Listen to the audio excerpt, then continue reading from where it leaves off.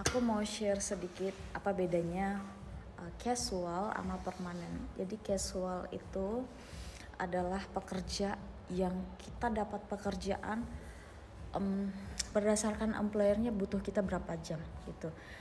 Jadi kalau misalnya satu restoran nih minggu depan cuman perlu casual 3 jam, yaudah kamu dapat 3 jam gitu.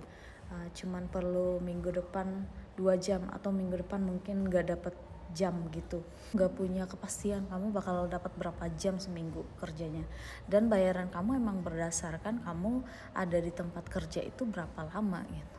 Jadi kalau misalnya cuma 2 jam ya kamu dapat bayaran cuma 2 jam. Kalau rate-nya di casual itu ya lumayan tinggi sih, apalagi kalau weekend atau night shift, public holiday biasanya langsung dapat penalti, kayak ada yang 1,5 kali habisnya, kayak berapa jam berikutnya langsung kali 2 gajinya gitu. Jadi emang good money casual asalkan kita dapat hours yang banyak dalam satu minggu berapa gitu, berapa jam gitu. Kecuali memang kalau di meat factory atau di farm ya memang bisa dapat jam yang panjang ya.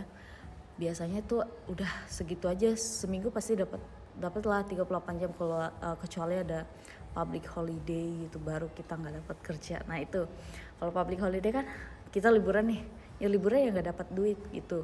Itu dia kalau casual. Itulah kenapa orang-orang WHV holder itu kebanyakan kerja punya second job, punya third job, yang kerja di resto tuh. Karena mereka pingin waktu mereka kepake semua gitu buat duit gitu. Karena misalnya dalam satu resto, minggu ini aku cuma dapat 10 jam. Ya udah, coba di resto lain, di tempat kerjaan lagi buat jam berikutnya. Jadi emang casual itu bisa settle waktunya gitu loh. Aku available minggu depan jam segini ke jam segini begitu. Jadi restonya, employernya bakalan nge-adjust schedule dengan kita punya available. Kalau misalnya kita udah punya schedule, punya roster, tapi kita sakit nggak bisa datang ya kita nggak dapat duit. Itu dia kalau casual. Lalu kalau permanen ada yang full time, ada yang part time. Jadi kalau yang permanen ini kita biasanya kontrak. Jadi setahun gaji kamu berapa? Itu jadi gaji per tahun. Lalu seminggu kamu sudah pasti dapat jam berapa sesuai kontrak. Kalau aku sekarang ini permanen part time, dapat 38 jam per minggu. Jadi rate-nya emang lebih kecil normalnya rate-nya lebih kecil, tapi kita punya sick leave, punya annual leave, semua leave kita tuh berbayar. Jadi kalau misalnya kamu sakit nggak bisa dapat kerja hari ini ke kantor tempat kerjaan, kamu tetap dapat gaji mingguan. Kayak kita di Indonesia tetap dapat gaji bulanan gitu. Kalau di sini mau kamu emang sakit, mau kamu ada cuti, ya kamu tetap dapat gaji mingguan gitu. Setahu kita kan orang-orang WHV itu kan emang kebanyakan casual ya. Kok apa nggak mungkin jadi permanen gitu? Sebenarnya kenapa orang-orang WHV itu banyak casual ya gara-gara kita itu punya limit waktu dalam satu employer cuma 6 bulan kan, kecuali di sektor-sektor tertentu kayak meat factory, farm, dan adalah beberapa sektor yang nanti kalian bisa cek di imigrasi atau kadang-kadang mungkin aku nanti spill lagi. Sebelumnya aku udah ada spill sih.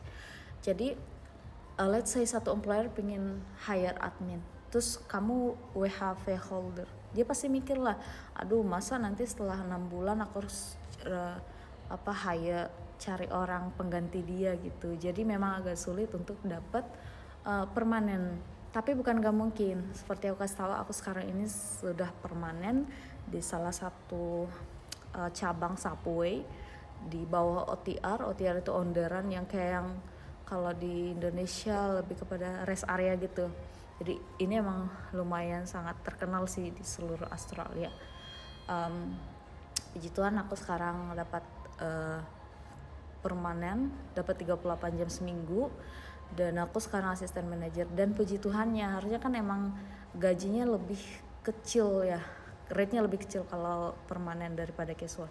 Aku malah gajinya enggak, tipis banget bedanya, dan kadang aku dapat allowance, kadang kita punya kesempatan untuk dapat insentif gitu.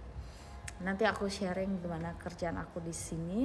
Aku cuman kasih tahu kalau WHV itu tetap ada kemungkinan kita bisa dapat permanen. Oke, good luck ya.